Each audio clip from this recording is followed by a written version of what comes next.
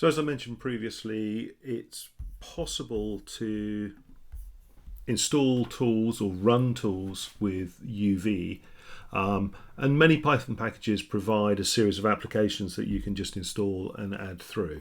So there are two ways of doing this. We can run it directly, so we can say UV run PyTest, and what that's going to do within the current virtual environment, it's going to run PyTest.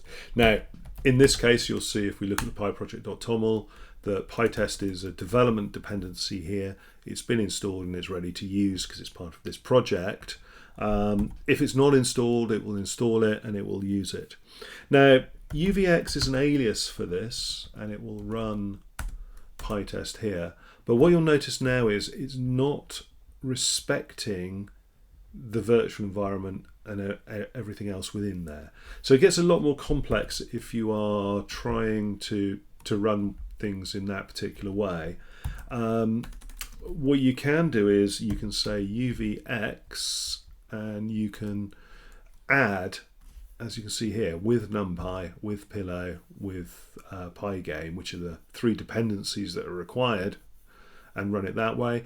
That gets quite tedious, so there is a tendency to just do the UV run PyTest when you're doing it, and then that will, sorry, not UVX, UV run PyTest that way.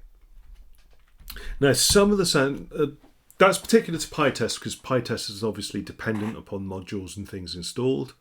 There are other tools that are easy to use and run. So, for example, if we want to run Rough, which is a tool for linting and formatting. So if I do rough format, and it's saying, there's an error there. I expected this, found this. I need to go off and do that and update it. We can do rough check dot, and that will go off and check for errors and things like that. And you can see there's a few errors it's pointing out here that it doesn't know about these elements and this, that, and the other. That's due to the version of Python that's been set with this. In newer versions of Python, that will be fixed. We can tell it to go off and fix those and so on.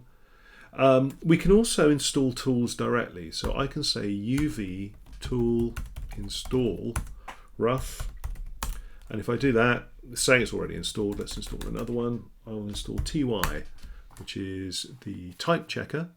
I can run just TY, and you can see there. So I can say TY check, and as you can see here, it's checking my type hints and things like that and telling me where things are wrong in my code that need to be fixed and so on. There's quite a lot there, which I need to go off and set up and change, as you can see. But it's useful to install these tools because they will now be available everywhere. Now, one thing to be wary of is that if we change into .local, these get installed into this folder here, and in particular UV tools. So you can see they're there. Not much space because they're very small tools. If you start to install some bigger, more complex stuff, this can cause, disk space usage and so on. If we just go into UV at the moment and look at the size, I've only got a few packages in there, so it's 216 meg. As soon as you start using things like PySide and some of the machine learning things, these can get big. Now, what you can do is there is a UV cache that we can go through, and we can ask it to prune, so get rid of anything that's not being used, or completely clean. Now, if we do clean the cache, what that will do is next time we go to use UV, make it a little slower, because it obviously has to load again.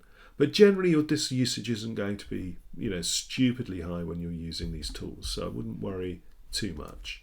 So UV itself is doing some good work for us with these tools and everything else. It's downloading, managing everything. Typically I've got things like Rough, PyTest and TY installed by default. It's really useful for things like Conan and other tools if you're using those for sort of C and C++ development, that you can just do UV tool install Conan, it will install it for you, and then you can use it as part of your other build environments and so on. Now, we've already looked a little bit at the Z editor. In the next lecture, we'll look a little bit at using Z and how that can be useful.